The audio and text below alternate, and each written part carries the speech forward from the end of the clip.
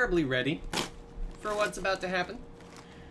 I really am not. I mean, I could totally just say, I was kidding, and we can go ahead and just start streaming A Hat in Time. But that's not what you want.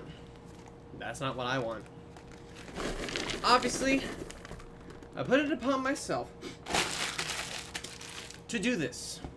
Do it myself. For my benefit, for your benefit. This is to say nothing of the fact that I'm totally missing a part of the backstory, which means I'll probably have to be coming back to this in the future and tell you all about all of the incredibly ridiculous and embarrassing and stupid home movies that I made, because there's some fiction in that bleeds over into this.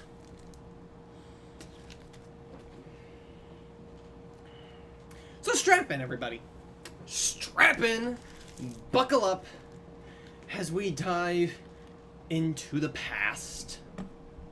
We go ahead and uncover every single solitary embarrassing thing that led up to me getting fed up with incredibly dense and historical stories and something and like drama and intrigue and wanting to lean into comedy, only for me to then decide to, you know, dive into epic stories yet again. So, here we go. We're going in, Leo. We are now going to enter the Matrix. Let's dive. So, first things first. This picture. I want to dive into this a little bit because this is accurate to a degree. That every single solitary drawing here is a drawing that I did of myself at some point or other. And we'll get into more as we go on. We'll ignore the pirate for now because that's going to be discussed later. But you have this Joker up here, this Jetsons looking mother over here with the big long nose. And he was the first character I drew of myself. Like, he was the first one I did. And he has like a Jetsons nose, like George Jetson nose, and trying to emulate the artistical stylings of a Zootopia popsicle. Oh, that's nice. So, that's cute. Very own Nick Wilde. Popsicle lollipop.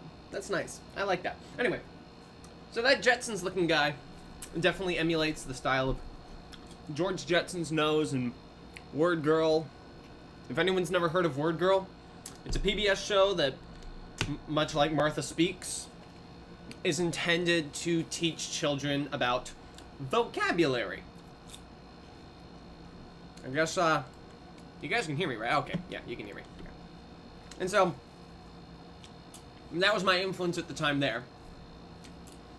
But, over here, we had this incredibly sketching looking mofo right there in the middle. And that sketchy little guy over there. This one. Hi, Word Girl. The sketchy looking guy was a little pen drawing I scratched out. Like, and me trying to draw myself, emulating much more of a Phineas and Ferb look. And we'll get into that. We'll get into that. And trust me, when I say we'll get into that, we really will be getting into that.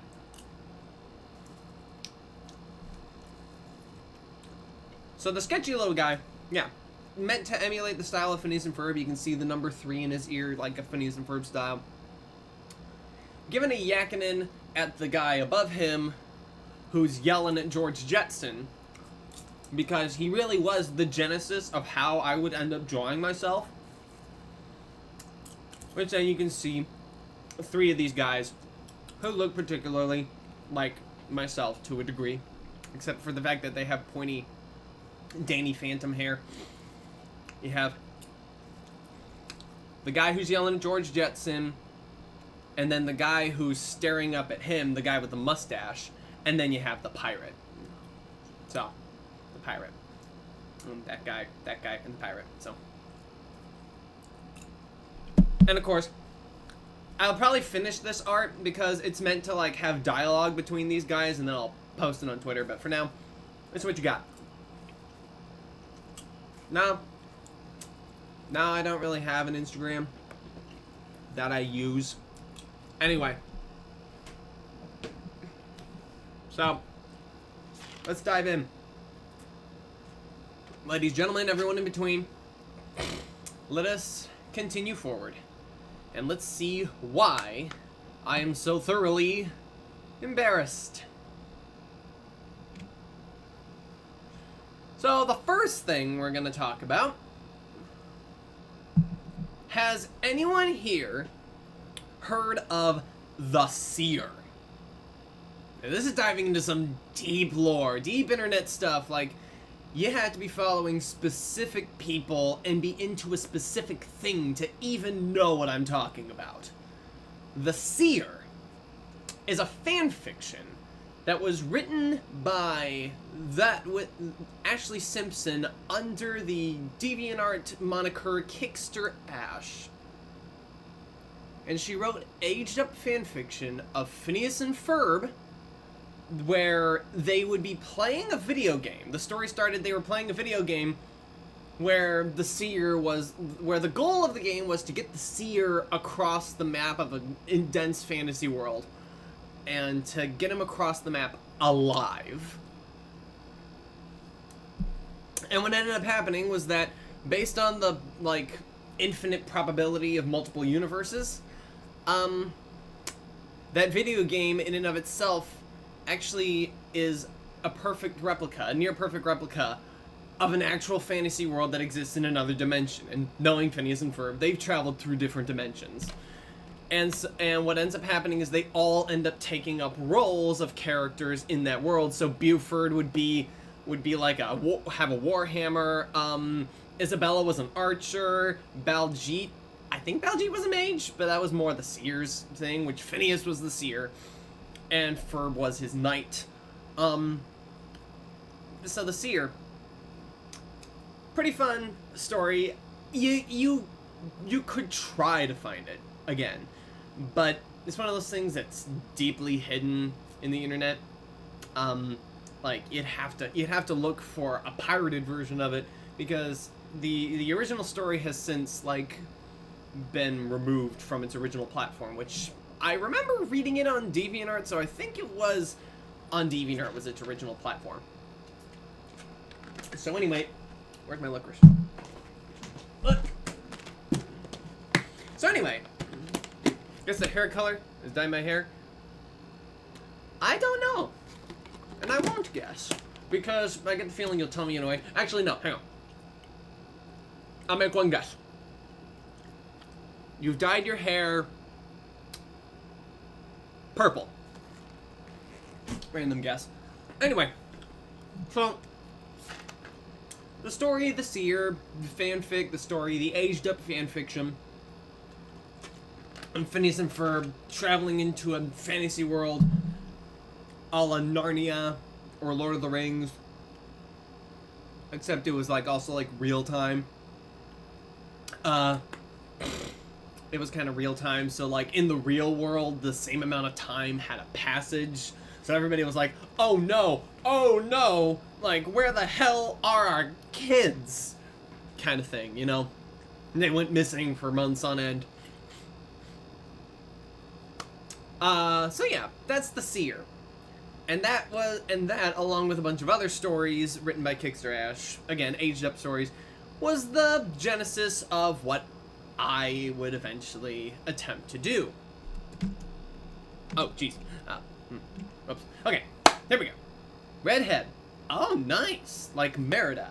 Nice. Okay. So, ladies and gentlemen, allow me to write you down and go ahead and explain a scenario to you. that ends up becoming what is now known by me as the Guardian. Let me check my notes here. Yep. The Guardian of the Disney realm. So, here we go! Who here has heard of Kingdom Keepers? A fictional series of books written by Ridley Scott, or Scott Pearson or something. And the Kingdom Keepers, they're like kids who had themselves turned into holograms to tour around Disney World, but it also turns out there's this magic that ties the kids to the holograms, so every single night they go to sleep, their minds end up transposing into the holograms, and thus are going about Walt Disney World after closing hours, and basically hijinks ensue, where it turns out every single character in Disney World is actually real. No? Nobody? Kingdom Keepers. Look it up, because this is going to be well, all you need to know is that these kids hop into Disney World with their minds placed into the bodies of these holographic versions of themselves. Now, how many here have heard of Kingdom Hearts, the Final Fantasy / Disney series that sees anime boy Sora go around unlocking the worlds of Disney in order to, save the worlds, even though they shouldn't meddle. And they mention this, and they mentioned that only once, and it's like, we shouldn't meddle, but we're gonna keep meddling anyway because we're here and we have the power to do good things. And he goes on adventures through Disney World with Donald and Goofy, and it's like, and it's this magical crap, and there's like the Princesses of Heart, so you guys have probably heard of it. Maleficent is the main villain in that, and the Princesses of Heart, the 7 Princesses of Heart. This is gonna be important. This is gonna be very important. You're gonna want to know this. Oh boy! So, let us dive into the Guardian of the Disney Realm. So it's a normal day in Danville. It's 104 days of summer vacation, and school comes along just to end it, but the annual problem with their generation is finding a good way to spend it, when all of a sudden, reality ends up collapsing on itself. In probably the most bizarre way ever. So Phineas and Ferb and friends end up being beckoned by some manner to a little area off in the woods not too far from where they live, and they wander off into the woods, and then they come across the Haunted Mansion. What? The Haunted Mansion isn't anywhere near Danville. Pay attention here, because this isn't the ride from Disneyland. This is a real, honest-to-goodness Haunted Mansion. And they end up walking through the Haunted Mansion, and it's pretty much as you'd expect. They all enter the stretching room, and they all end up getting split up into separate parts of the mansion. Creaky doors, creaky floors, breathing doors, all sorts of crazy, ridiculous, spooky stuff. The hallways with the changing portraits, and the singing ghosts coming out to socialize. And they end up getting so freaked out that they leave. And it's at this point that reality ends up folding in on itself, from Willie the Giant's castle, from Mickey and the Beanstalk, to even like the bog in The Rescuers. And all of these Disney worlds end up collapsing in on each other, when Phineas and Ferb end up finding themselves in Mickey's house. Mickey and Oswald are there, and Mickey and Oswald tell Phineas and Ferb, "You've gotta help us, our worlds are being torn apart, they're falling apart, they're being smashed together, and we gotta save them." And Phineas and Ferb are kind of looking at each other like, "What the hell is he talking about?" And it's like, well, I guess I gotta do an older Phineas voice. "What the hell is he talking about?" And so, Mickey and Oswald give them these magic watches, 5 of them, the red, green, pink, blue, and black, to be given to Phineas, Ferb, Isabella, Baljeet, and Buford, respectively. So, once they end up back in Danville, which is all perfectly normal, at least as far as they can tell, they end up giving their friends these magic watches because I mean, if Mickey Mouse were to come up and to give you a magic watch and 3 others to give to your friends, would you really say no? You should, because so what ends up happening is Phineas and Ferb end up going to sleep, and so do their friends, and around that time, they wake up in this mishmashed world of Disney. Mickey and Oswald meet them up just outside the castle, and they find themselves in a Disney realm that is an absolute bush. Everything's collided together, like every Disney movie is forced together like some kind of twisted, evil version of a Disney theme park where all the real characters exist. So Phineas, Ferb, Isabella, Baljeet, and Buford are off to face the threats that indeed threaten this world, as Maleficent has somehow brought all these worlds together because they were all initially separate. She's brought all these worlds together, and she's done this in order to find all 10 Disney princesses. At the time, Tangled was the latest Disney movie, and so to find all 10 princesses, from Snow White to Rapunzel, and to use their hearts in order to take over the Disney realm. But there is one in that Disney realm who would dare to stop her, the guardian of the Disney realm. No, it's not Mickey. No, it's not Oswald. No, it's not Phineas, Ferb, Isabella, Baljeet, or Buford.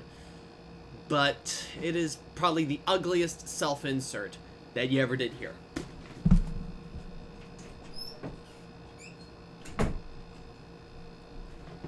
It's me.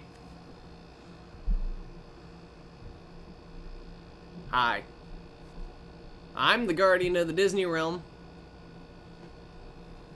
Yay. Most self-flagellation I probably ever partook in. I'm obviously the biggest Disney fan. I know about all of the Disney stuff. Oddly enough, The Hunchback of Notre Dame doesn't really find a place in this Disney realm, where every Disney property ends up getting mishmashed into this twisted reality. So, go figure. But anyhow. So, King Comic. Oh no. This ain't the King of Cuphead. This is the dumbass. The dumbass who says he's somehow the biggest Disney fan. He knows everything. And protects it from Maleficent's influence. But tons of shenanigans ensue. They try to go fight Maleficent out of these areas of the Disney realm. Maleficent corners them in a room of truth, where they're not necessarily under the influence of truth, but if they lie, the room crumbles. And of course, Phineas is just too embarrassed to tell about how he really feels about Isabella in order to, be an adult. I mean, yeah, he's a teenager, but still, like, just, grow up, man. Why you gotta be like that? Why you gotta be lying? Why the hell you lying? Why you lying to me? And all sorts of shenanigans happen. The Guardian, again, this dummy, makes his efforts to protect everything here. And at that notion, tries to keep Phineas and Ferb and friends from meddling with everything. But not even the worst part. So Maleficent gets all of the princesses together. All of them. And when she does this, she gets all the princesses together. And when she does this, she brings all the princesses together. And it is, she gets, like, Snow White, Cinderella, Aurora, Jasmine, Belle, Bing Bong Ding Dong, Tiana, and Rapunzel gets all these together, all these people. She brings them all together, and she almost nearly takes their hearts. But for Phineas and Isabella to finally make their way up the tower, and then for Phineas to get brutally and violently stabbed through the stomach, from the back through the stomach, only for it to ultimately end in that happily ever after. Guess what? Rapunzel, who one of the princesses they say, decides to use her magic powers to bring Phineas back to life because, I mean, she has a pretty good track record of doing that, if Eugene was any indication. But hey, it is the defeat of Maleficent at her pivotal moment here that ends up preventing the Disney World from falling into absolute ruin. Several nights and sleep deprivation later, all the Disney Worlds are split up yet again.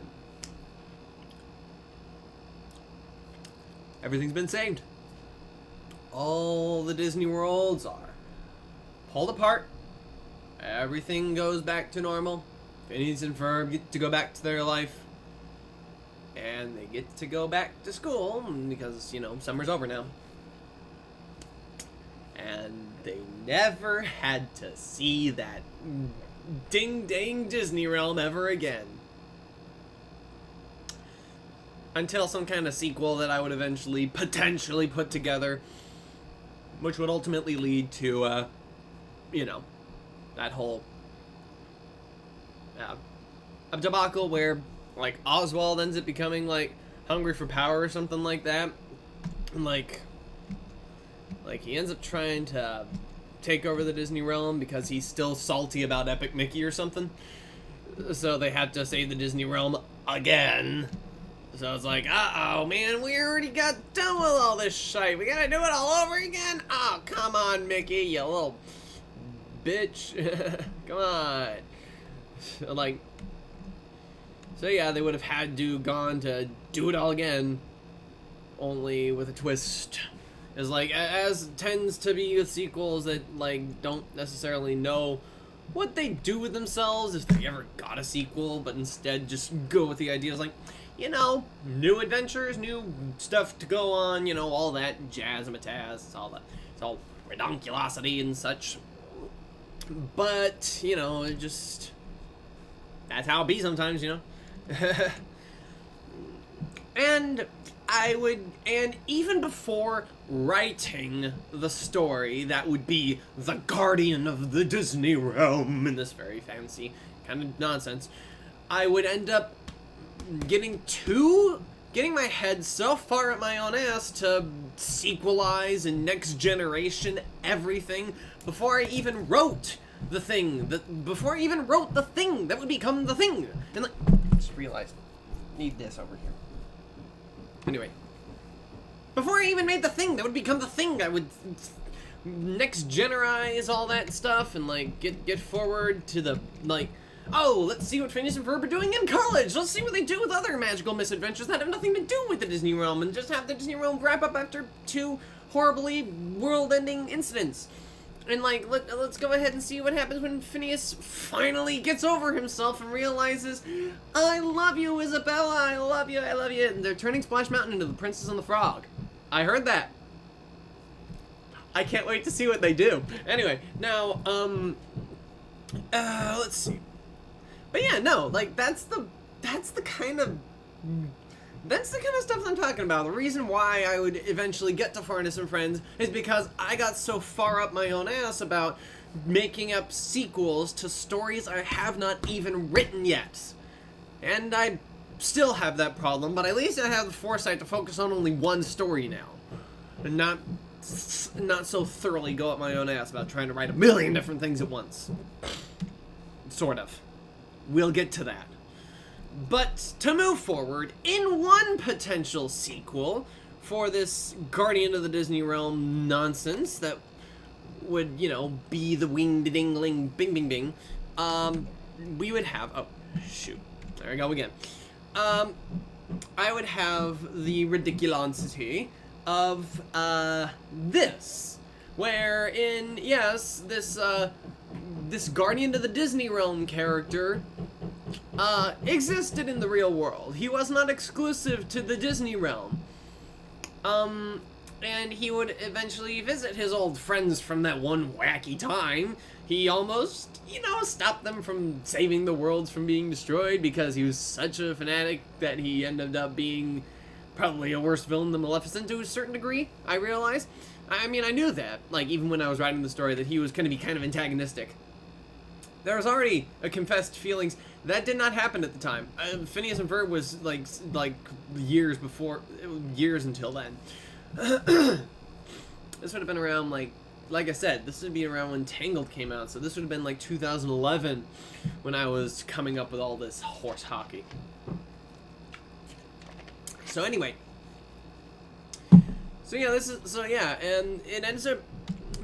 So yeah, and what would end up happening in this circumstance is, the character, who I'll just go ahead and tell you, his name is Rock29Roll. Rock29Roll.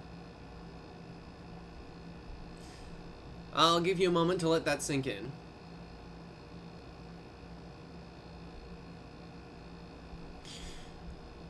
How did I come up with such an ingenious name?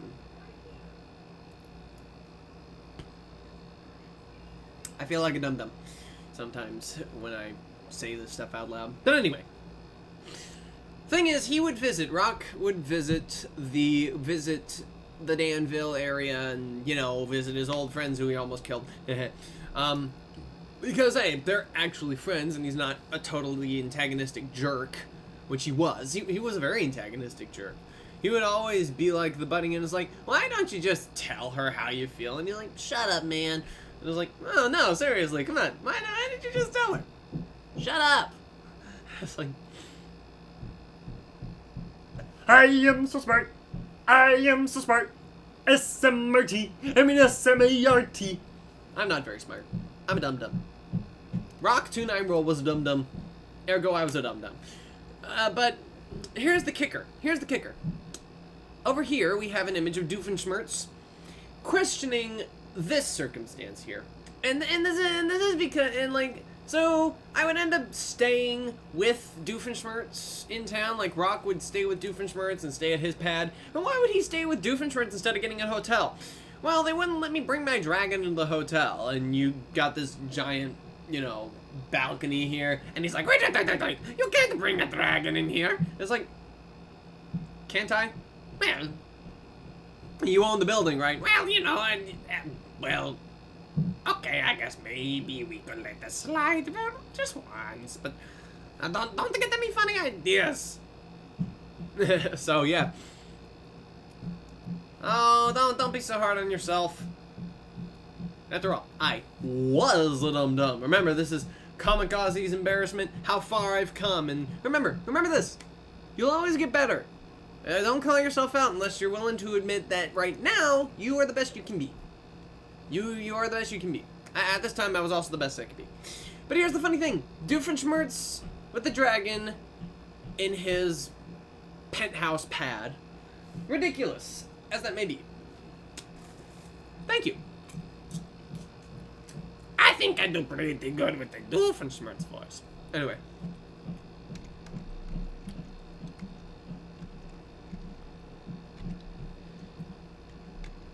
So, of course, something struck me in the moment when I decided Rock29Roll is going to stay at Doofenshmirtz's place because they won't let him bring his dragon with him. The question never crossed my mind, how does he have a dragon? But one question did cross my mind. When does he have a dragon? What's the story behind that? Why did Rock himself, Rock29Roll, have a dragon? And then it got me thinking about, well, yeah, he probably, raised the dragon himself, like.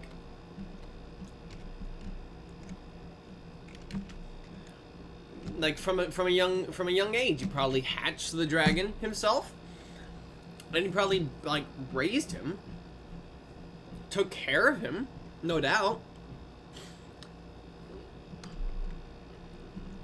Yeah, but his family? What did his family think of him having a dragon? Which was another good question. I do look like Weird Al. Why do I keep drawing myself with pointy anime hair if I look like Weird Al? That's because my hair didn't get curly until I started turning 15 or 16. But anyway.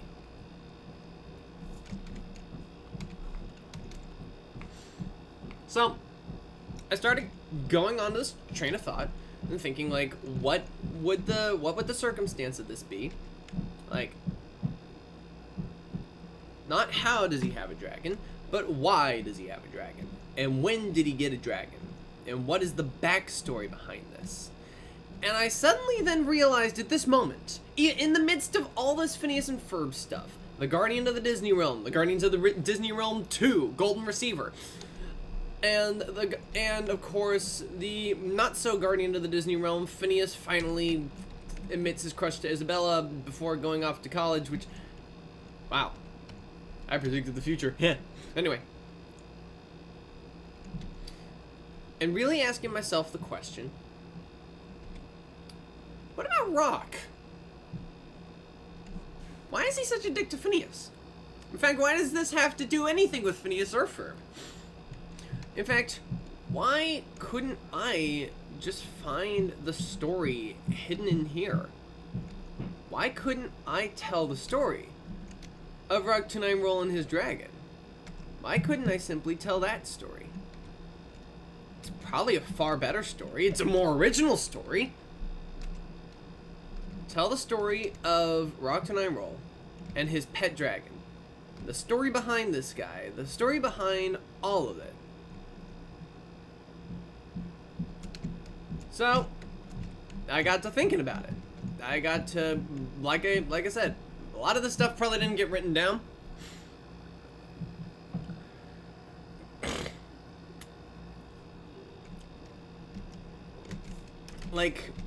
So totally throwing all the Phineas and Ferb stuff out of my mind, I went ahead and started postulating all the stuff about Rock-to-9-Roll story and the dragon and how this all like mattered to him instead. Like how, like I started then thinking about Rock's story itself. What happened before he got the dragon, and not just here's a dragon. He raised it from a hatchling, and he ended up, taking, and he ended up like raising him and feeding him and giving him a home, and figuring all that out.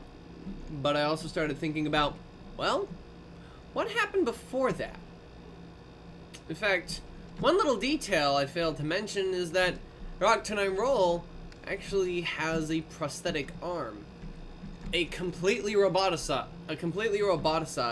prosthetic arm, like complete with all the trimmings, including a fake skin suit that can be put over it as well.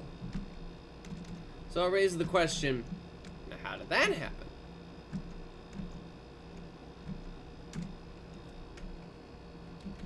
Like, how did this occur? What was the circumstances that led up to this, which is stuff that would have had to have happened before he got the dragon, if he got the dragon after the friggin' tale. Like, if he got the dragon after he had a prosthetic arm, raises the question, why did he have a prosthetic arm? Where did that come from? Was he born without an arm, or did something happen?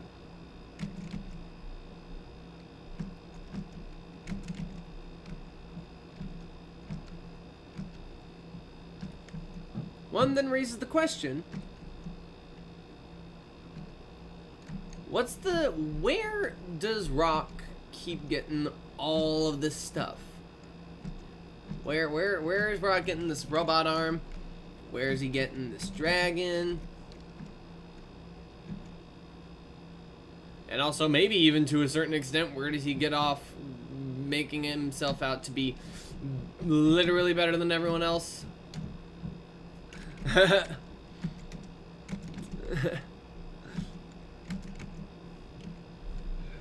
And the story would end up being because he literally is better than anyone else. I was a very narcissistic child, I'll have you know.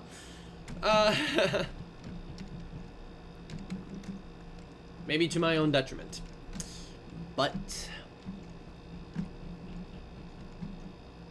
this is where it would end up leading me.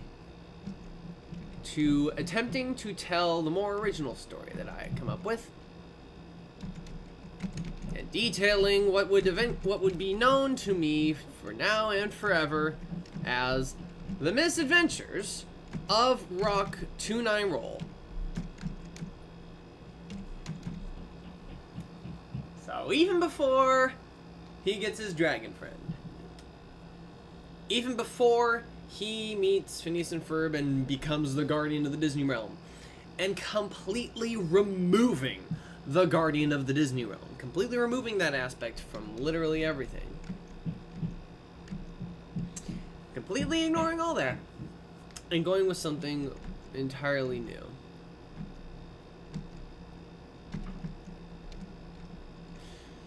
And I'm almost done here. Hang on, been scratching away at this for a minute. Well, I've been talking to a certain degree. It's almost done. But yeah. And while we wait for me to finish this artwork, allow me to tell you about where you can go to get some fancy schmancy new merchandise. Ladies and gentlemen, let me go ahead and introduce you to something I like to call TeePublic, where I have my own page where you can buy a t-shirt. And if you go to this channel and find a video about my t-shirt advertisement, you'll find that I have a t-shirt with one of my favorite video game characters, Shantae. But I also have a Screw Cancer t-shirt. Let me show it to you.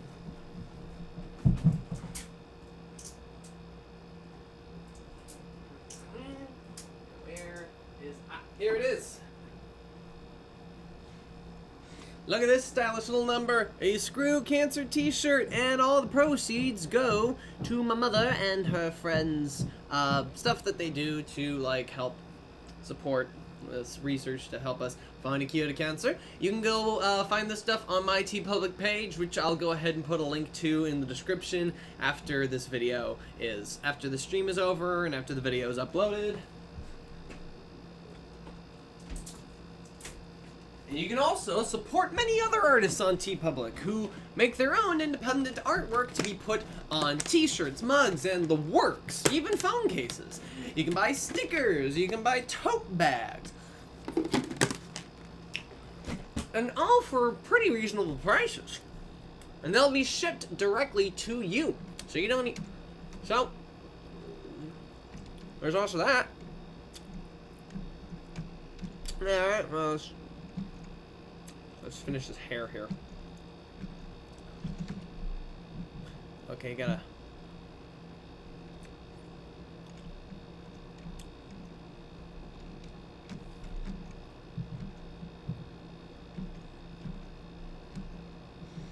Alright. Those cheese balls? Nope. They're licorice. Licorice in a tub. This video's not sponsored.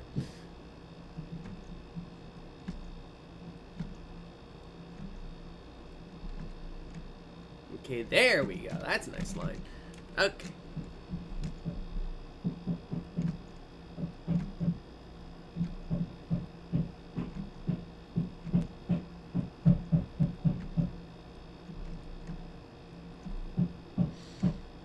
So yeah, I eventually tore myself away from what the hell is Rock 29 Roll doing in the Phineas and Ferb world to what's he doing in his own world. What's his reality like? What's his day-to-day life existence? Where did the dragon come from?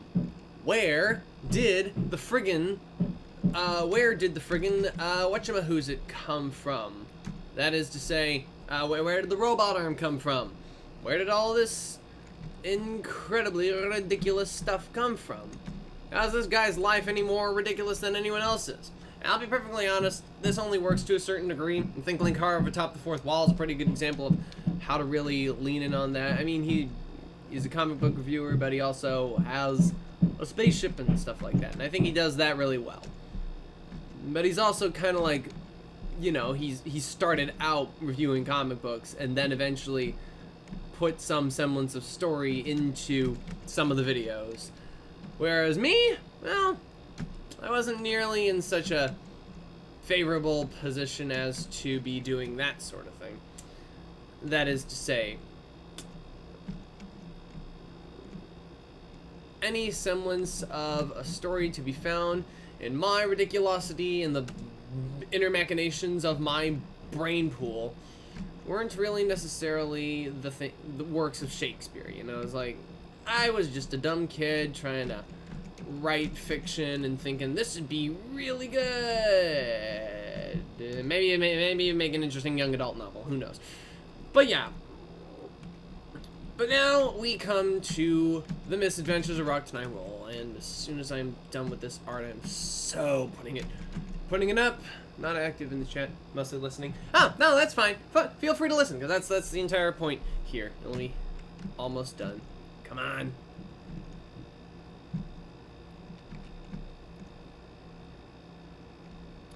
Almost done. Ladies, gentlemen, all's in between, please stand by while we finally finish the artwork for this ridiculosity.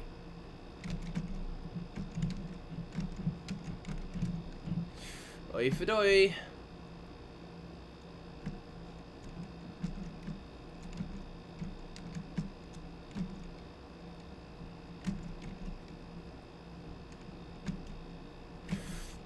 Okay, yes. Yes. Okay, hang on. Almost there. Yes.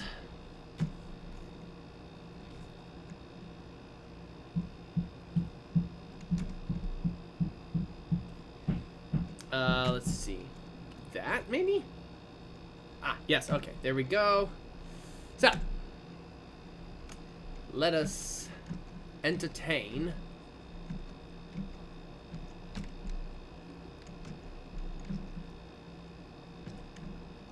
let us go ahead and entertain the wonders and dreams of this 14-year-old boy who thought that he was writing possibly one of the greatest pieces of fiction to ever be made.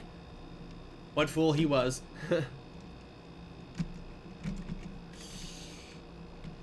Whereas, you know. But what the heck is that? Anyway.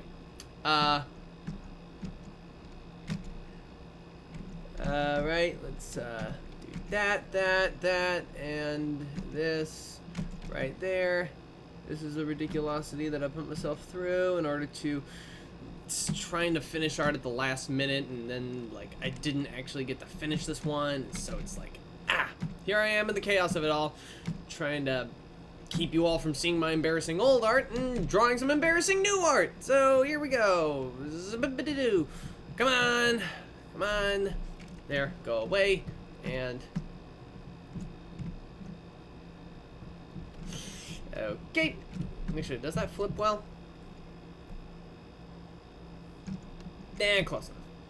Honestly, doesn't matter. All right. Anyway, so now, let's close that. Boom. Here we are, ladies and gentlemen.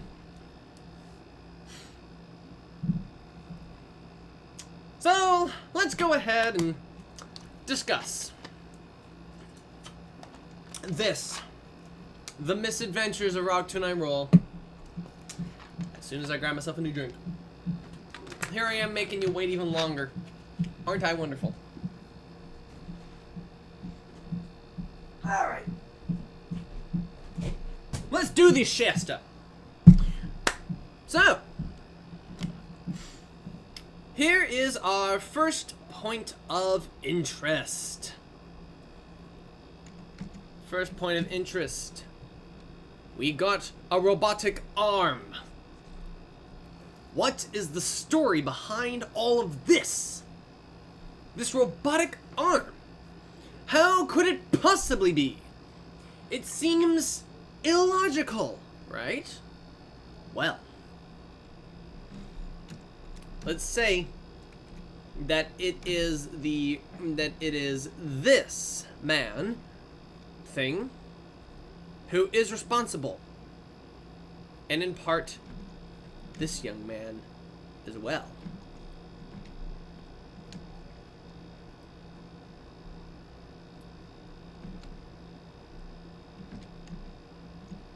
So here is our focus of the story that I will now share with you all. So, over here we have the evil alien creature in the top left corner, and his name is Hogarth. Now his story is to generally be, you know, that guy, that bitch. And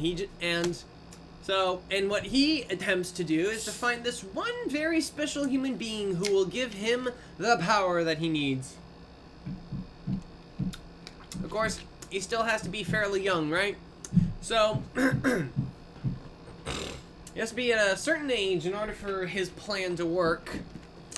So he kidnaps this young kid being Rock, me, maybe this kid.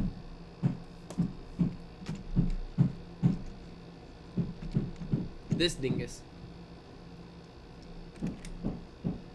So, he go out of his way to kidnap this one kid in the entire galaxy, out of all the kids you could find. And he takes him up in his spaceship to Mars.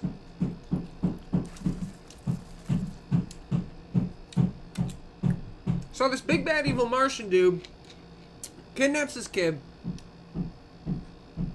because his blood is magical. Not that we ever find that out, but that's why. And it's going to help him with some terrible world-conquering plan that he has.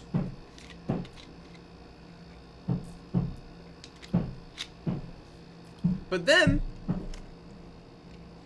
we get some help from this young lad here, the laddiest of lads. His name is Frederick. His friends call him Freddy. Now, Fred here. Oh, Shasta. I'm spilling on myself. Hang on. So, Fred here, he's a good, wholesome Martian boy who does not want this evil, tyrannical overlord to take over the world, of course. So, he ends up trying to save the human from being, you know, having his blood taken from him in order to fulfill Big Bad Evil Dude's master plan to take over the world. Don't know how magic blood is gonna help him, don't even remember what he was getting at, but there you go. So,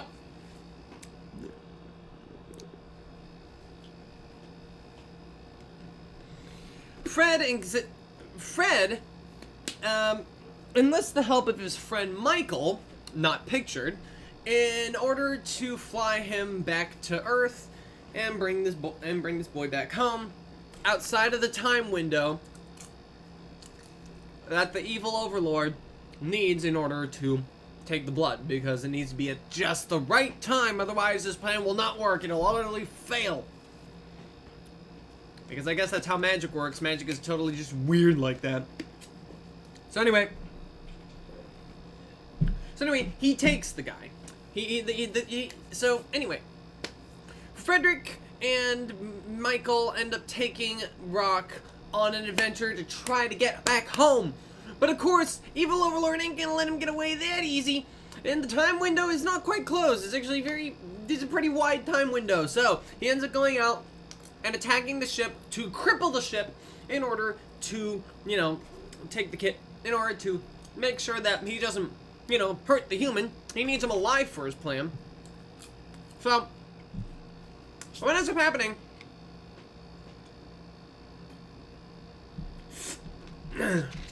is just the right part of the ship gets hit for there to be a hull breach that ends up creating shards and shatterings of like shrapnel and metal that ends up cutting up and like damaging and infecting this poor human's arm, and that is the reason why he has the robo arm. Frederick and Michael have to turn around back to the space station orbiting Mars, which is where they were this entire time. They're Martians, but they don't live on Mars. Anyway, so they turn tail. They go right back to where they came from in order to perform a proper surgery, in order to carve off his arm and replace it with a robotic prosthetic. Now, of course, Frederick is absolutely freaking out. Because the whole life on Mars thing is kind of a big deal. And it's like, what are we supposed to do? Our technology is going to be known by people on Earth now.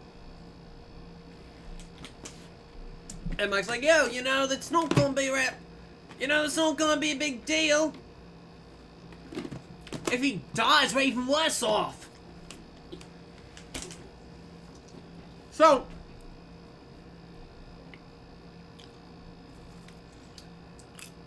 after they fix him up, Rock, they have to sneak him out now because the guard has been doubled. Hang on. That was blurry for a second there. Okay, so anyway. The guard has been doubled. I will show them to you. Okay. Let me draw a picture of the guard. They're actually very simple. So the guard are these robots that are kind of made of liquid metal, all right?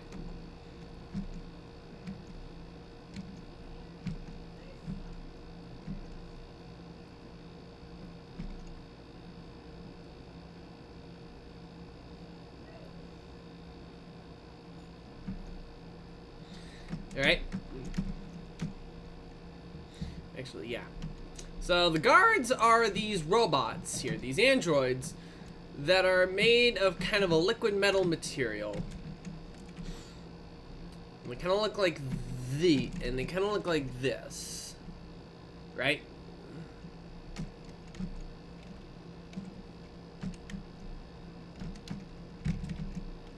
They're these droids.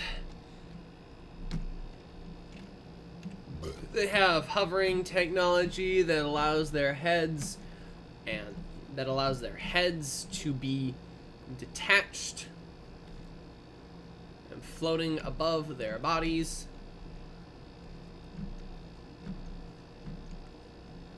as well as their hands. And part of their liquid metal aspect is they kind of have feet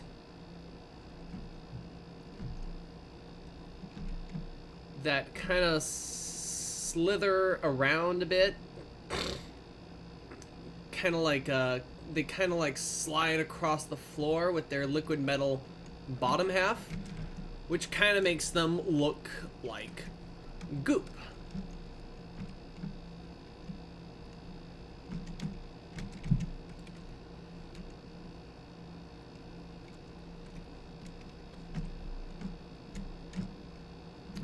So, and being made of liquid metal, a lot of them is malleable, so even their hands can look a little, so even their little handball things can look a little goopy at times. Oops, hang on, wrong color.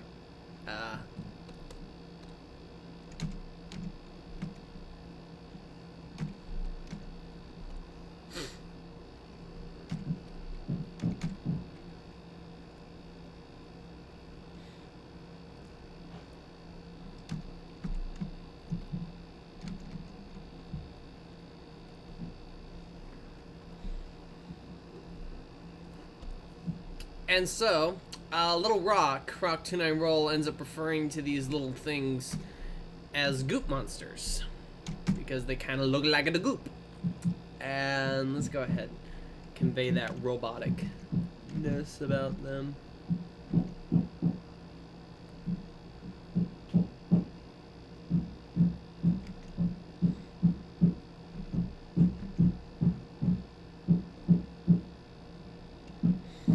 And those are the droids that would be, I'll have to go talk to you guys soon. Alright, later. So, this is the, these are the droids that the, evil overlord alien has at his beck and call. And these are the Goopy Goops. The Goop droids, Goop monsters, the robots.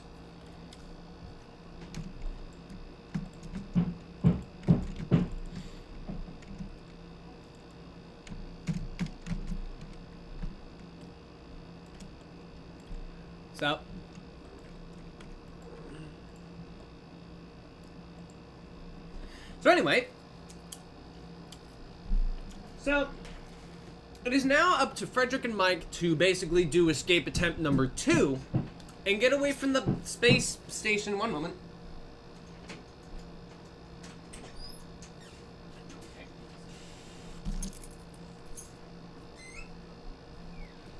Sorry about that. Anyway, so it is up to Frederick and Michael to do escape attempt number 2. Jeez Louise. Anyway, up to escape attempt number 2, where they go off and leave the space station and they never come back. Of course, it not only takes a while for them to get back, but it also kind of took a while to kind of get to Mars.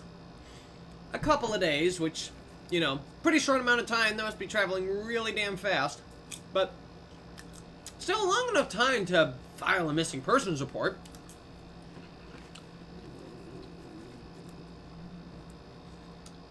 So by the time Rock gets home, they're just happy to have him back. His parents and his family, they're just happy to have him back home. And that is the none too brief story about how Rock got his robotic replacement for his hand. Now,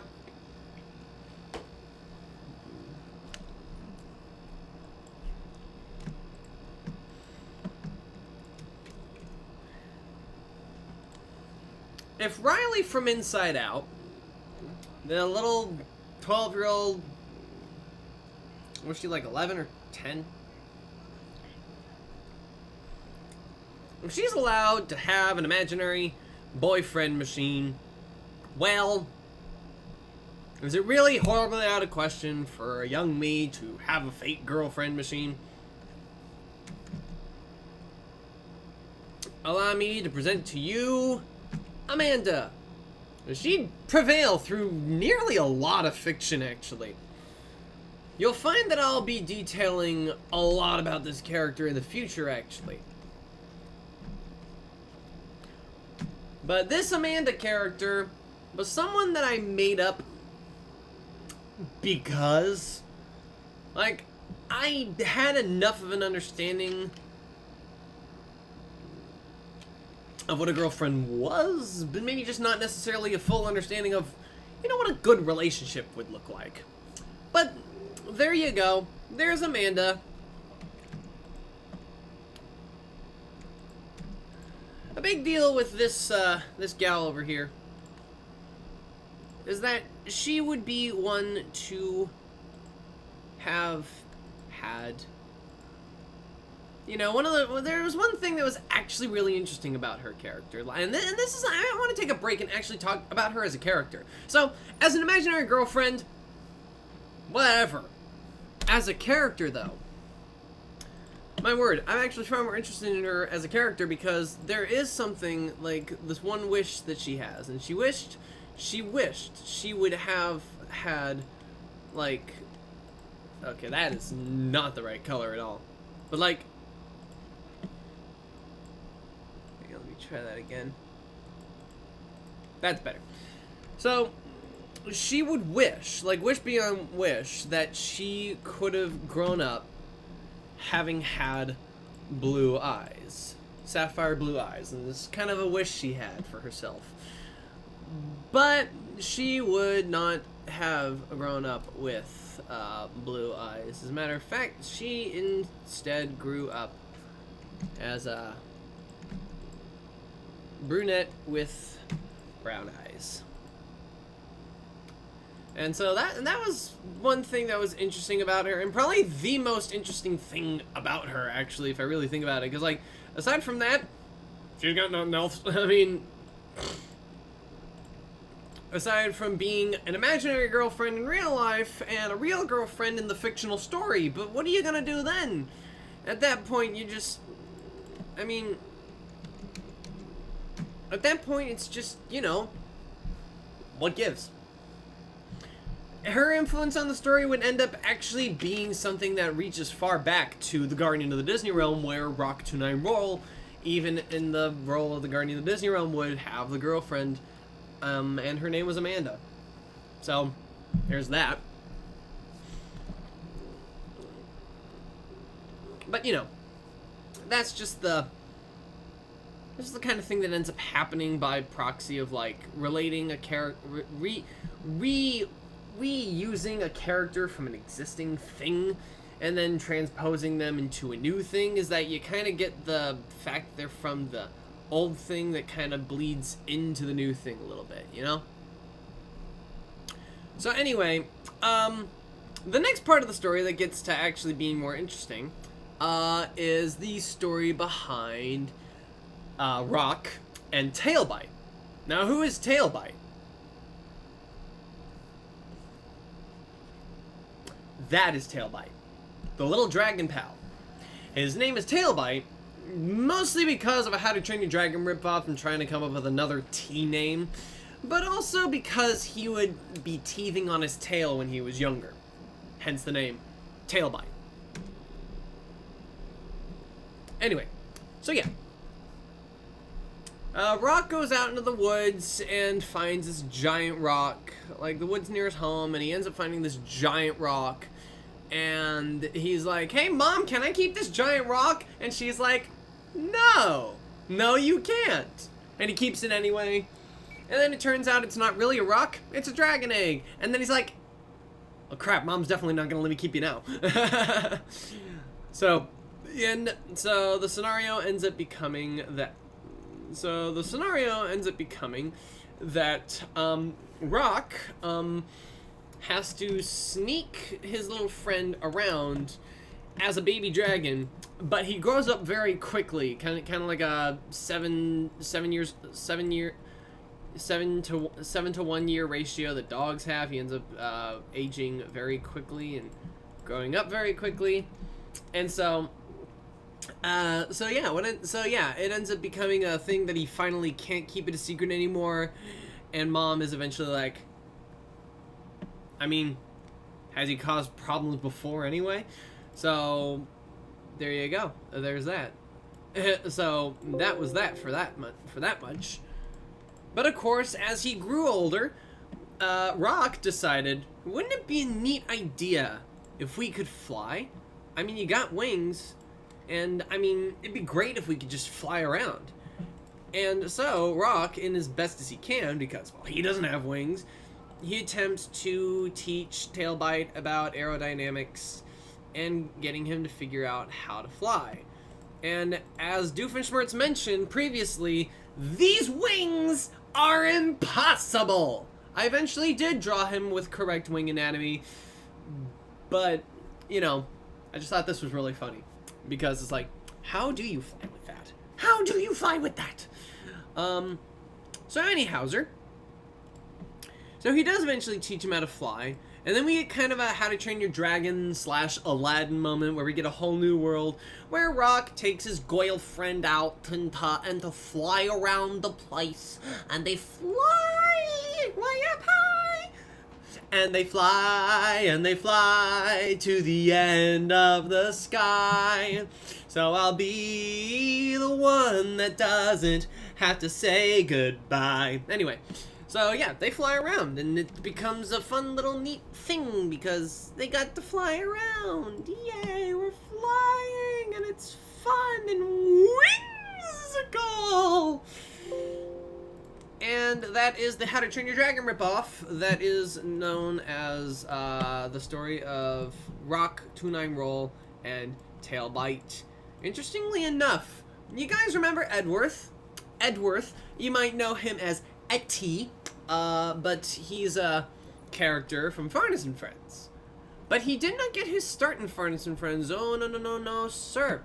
As a matter of fact, Edworth got his start with the Misadventures of Rock 2-9 Roll, where he was a traveling salesman who would sell hats and such door to door.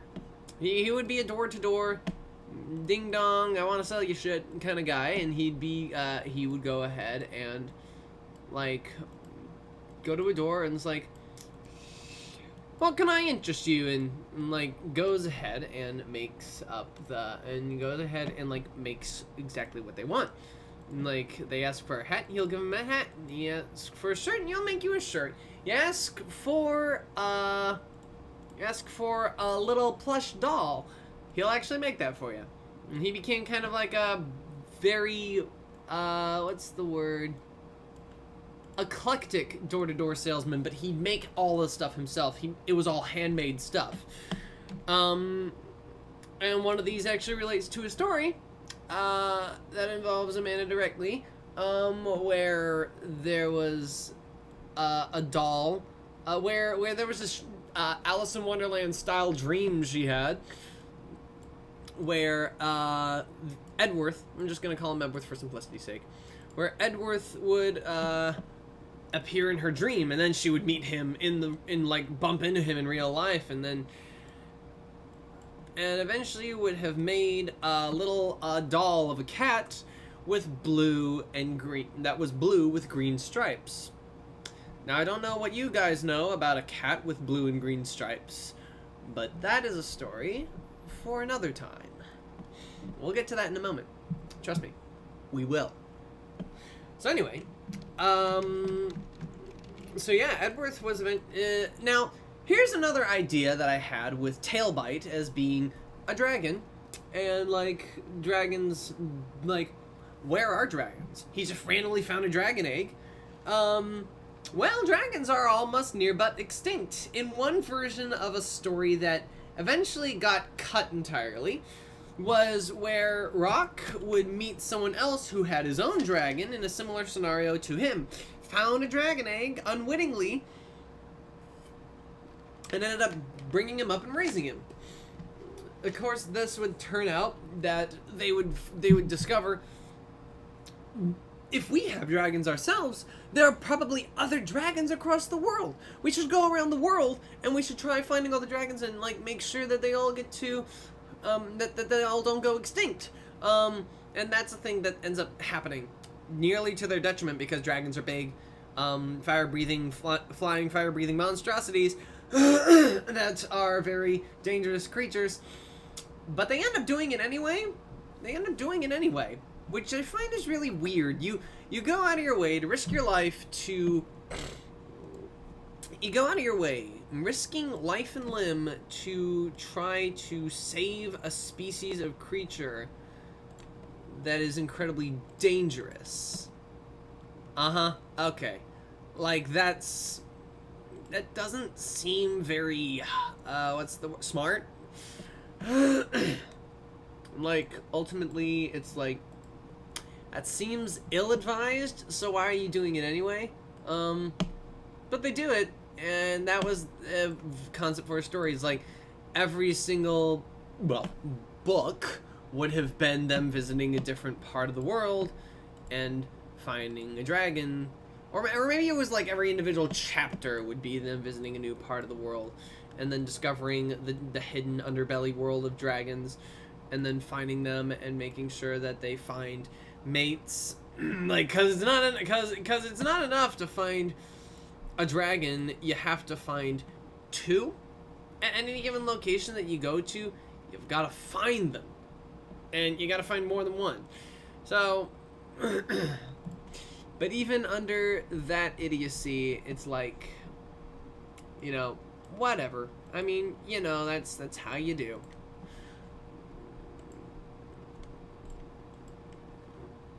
You know, just in some capacity, you don't really have control over that. It's like, if you want to if you want to save the entire species from going extinct, you gotta just gotta make it work.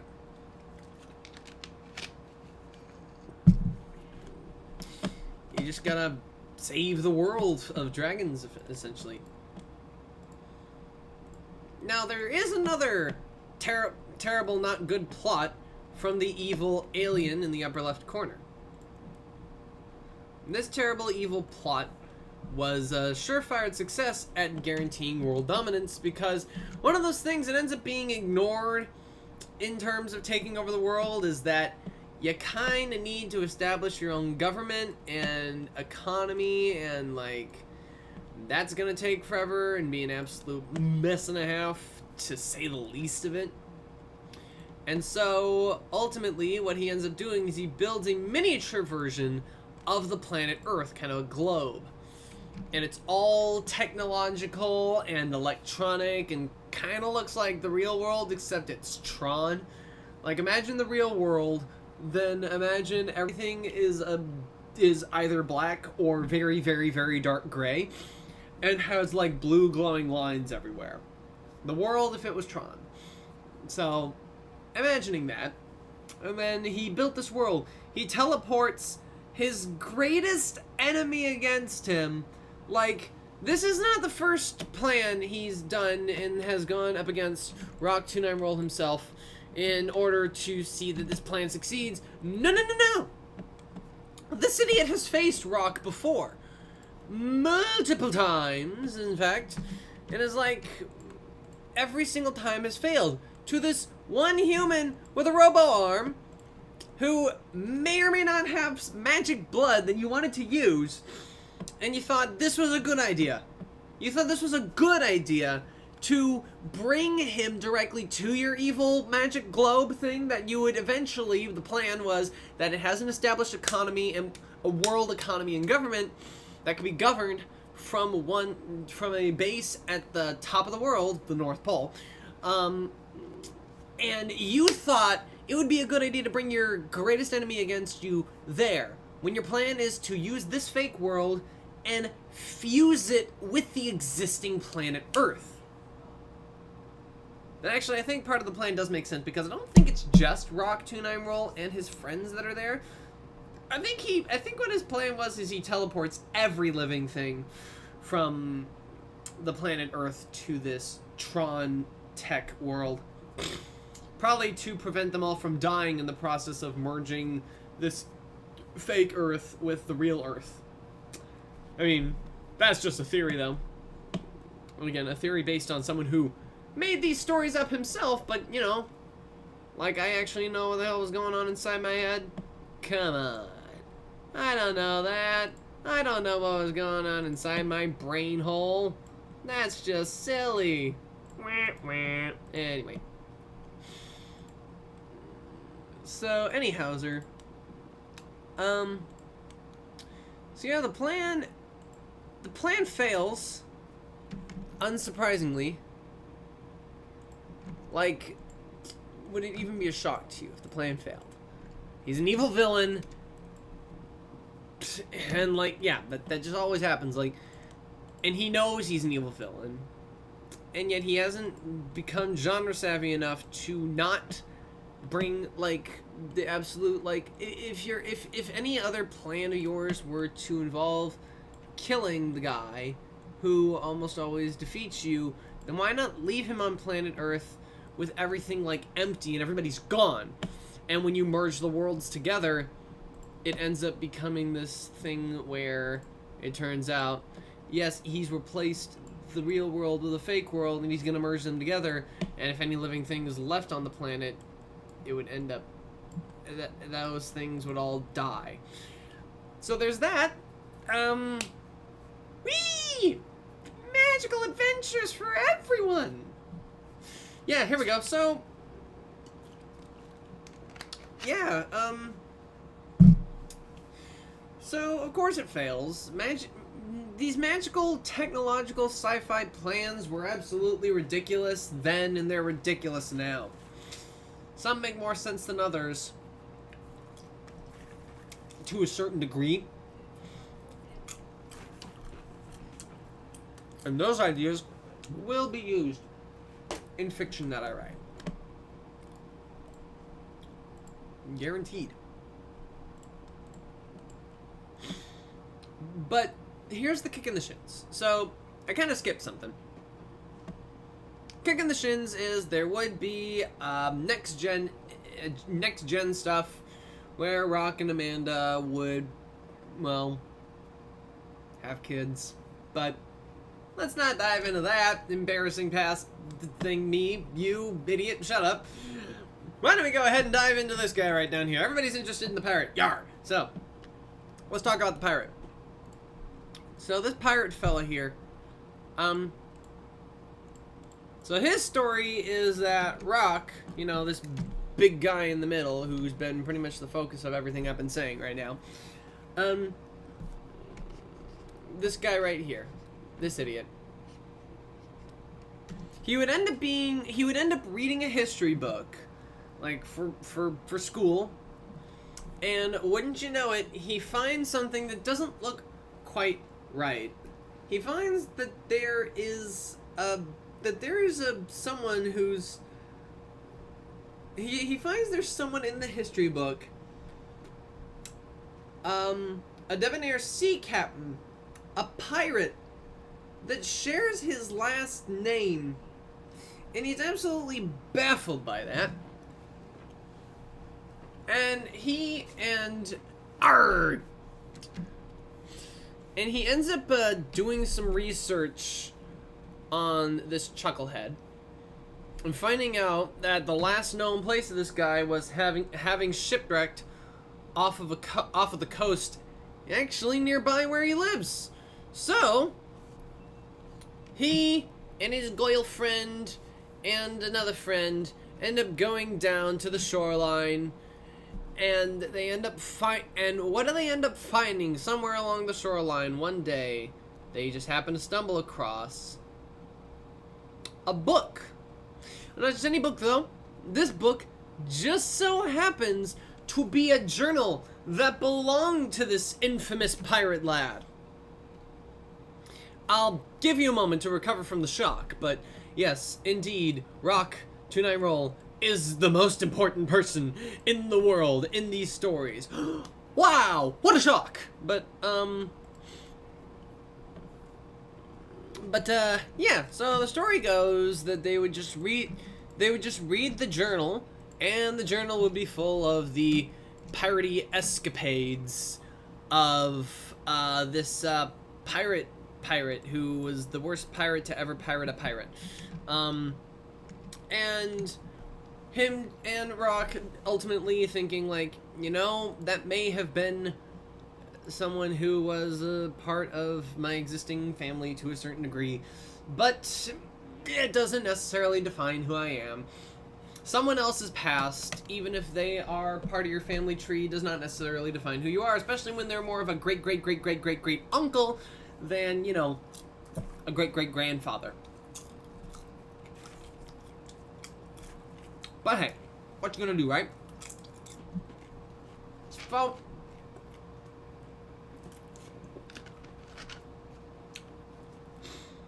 So, the misadventures of Rock 2-9 Roll, emphasis on the miss, was definitely something.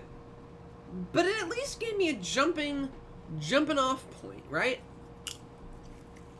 Like, it shouldn't be all that shocking to note that, yeah, Tailbite, with his orange eyes and the spines on his nose, gee, I wonder if I would ever reuse those design elements in a friggin' dragon character. I mean, I could literally just take this drawing. What I could do, I could take the horns up here, And then I could take the eye. And I could take the eyes, make them red, right, instead of orange. And I could take the underbelly and make it purple. And gee, doesn't this certainly remind us of somebody, huh? Anybody we know? It shouldn't be at all shocking that eventually, like, design elements from this old dragon character would end up being utilized for Farnus to a certain degree. The little spikes on his nose, the spikes on his back, the warm-colored eyes to contrast a green skin. Not at all surprising. And then even Rock29 Roll himself would eventually transform into Comic Auzi, who ended up taking up more of a secondary role, who ended up taking much more of a tertiary role. He isn't the main character anymore. He's no longer the main focus. And the evil overlord? What is to come of him? In due time. In due time, I will be putting together something involving this character. This character? Not you. And as far as I'm concerned, there's still more to cover here. Like, as far as I'm concerned, there's still a lot more to talk about. Because the misadventures of Rock29 Roll did not end here. Oh no. Might I recall you that the evil overlord, Hogarth, and his villainous plan at one point was to friggin', you know, take over the world by building an existing mini globe world that he would then grow and then smush onto the existing planet. It shouldn't be a shock that this guy's kind of insane, and insane plans would be up his alley. Enter the Clash of the Toons. Say you have Farnus and their friends, and they live in a place called the Tooniverse, a cartoon universe, which, as it implies, would have Farnus and friends in their own cartoon world. And then a couple galaxies over, you have an identical Milky Way, but instead of Farnus and friends, it's Phineas and Ferb, and all Disney characters. Or in another existing galaxy, you might have a lot of existing Cartoon Network characters like the Powerpuff Girls or Johnny Bravo or Scooby-Doo, and they all coexist on the same planet. And same with Nickelodeon, and you probably have its own planet and its own galaxy, and you can probably add up a number of galaxies, including a galaxy in which these stories all took place. And let's say that this evil douchebag ends up utilizing his knowledge and villainy to end up taking over all the worlds, and instead of creating a fake world in order to merge with his Earth, McDubs Productions, I'm doing pretty good. McDub Productions, I'm doing pretty good. I'm doing alright. Anyway, so say you have all this. You have this you have 7 or 6 galaxies worth of planet Earths. I want to conquer them all. And then he decides to just smash them all together. Enter the Clash of the Toons. And you have a massive crossover of Farnus and Disney princesses and My Little Pony and Rock29 Roll. And, of course, eventually the end of the world would save the day from all this cataclysmic destruction and yada yada yada. But to think that I was even still willing to go so far as to not only keep the misadventures of Rock29 Roll as a thing, but that it would be a parallel timeline existence thing in the same, like, it would be a parallel existence to the world as we know it, that they're off in another galaxy. I feel like that's insane. I feel like that's insane that I would try so hard to try to make sure, like, I could still use everything. It's like, none of my ideas are necessarily useless. It's like, you know, it's worth it. But it is now, when I'm not doing Farnus and Friends, when I'm not doing the Tooniverse, and that I'm doing something else. Permit me. When I'm doing something entirely new.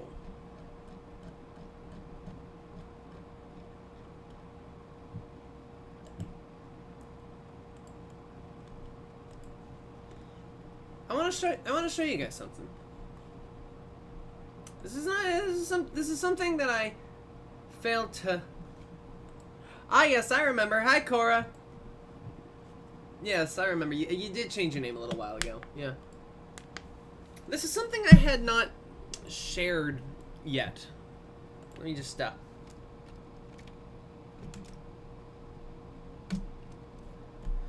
So, this is something I haven't shared yet with any Yagas online. Mostly because I really want to put forward the effort to making sure that this is the best that it can be.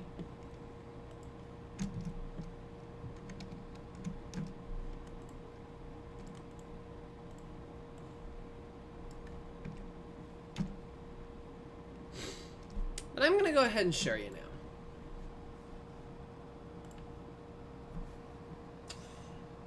So, the current story that I'm working on, beyond Farnus and Friends and everything else that I've ever created, is now called Duckheart.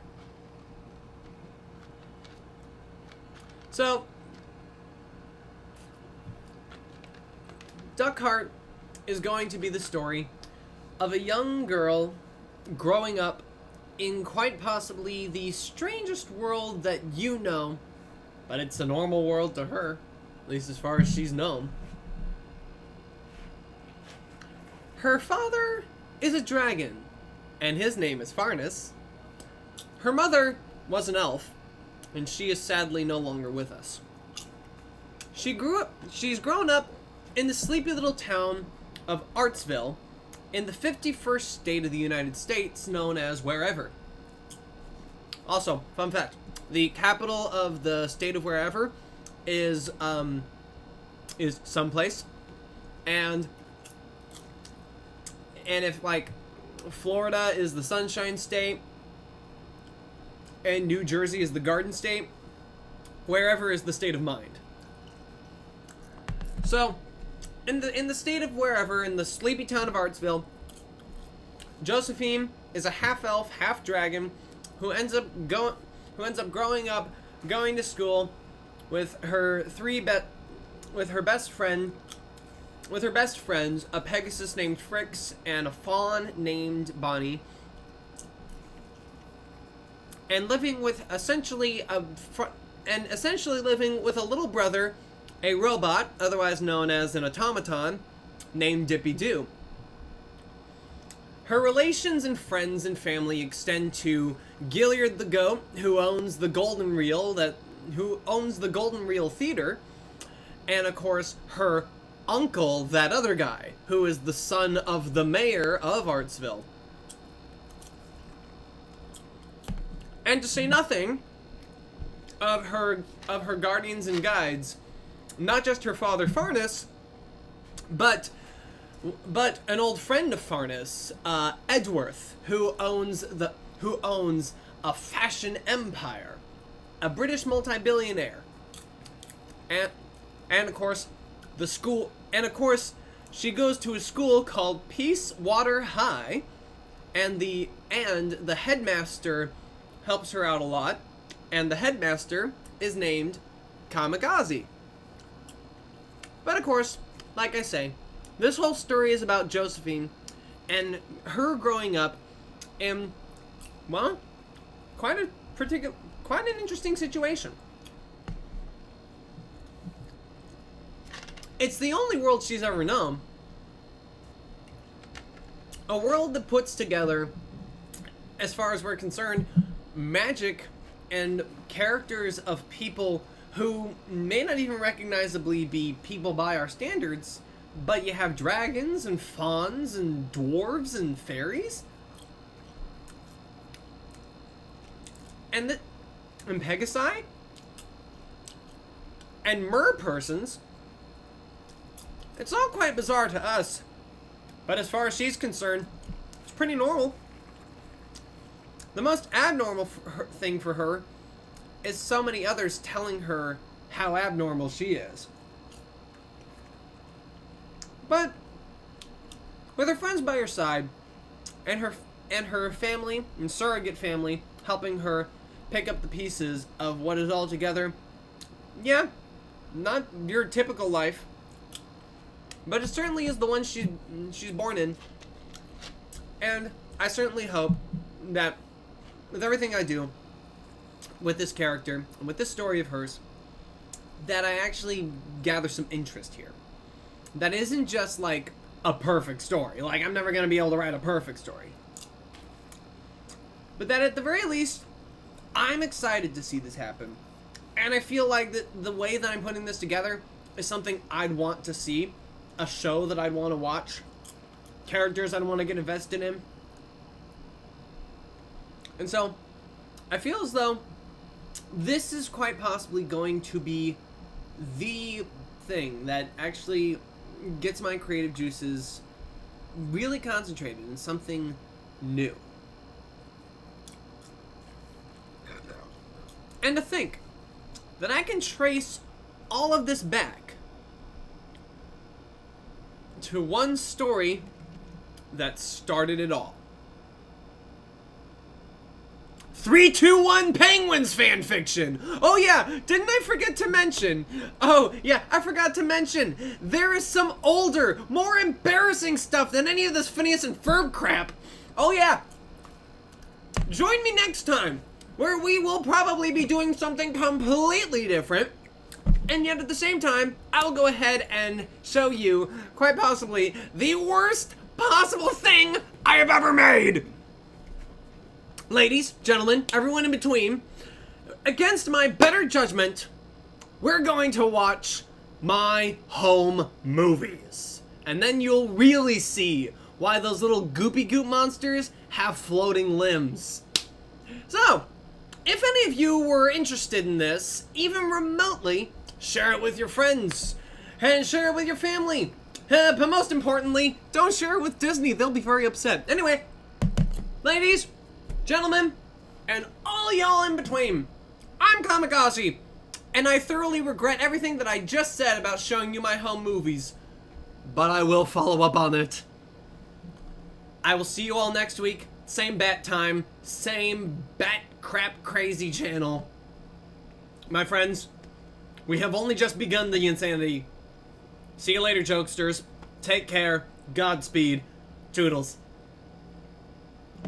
Heaven help me, this is gonna be horrible. Help, help, help, help, help, help, help, help!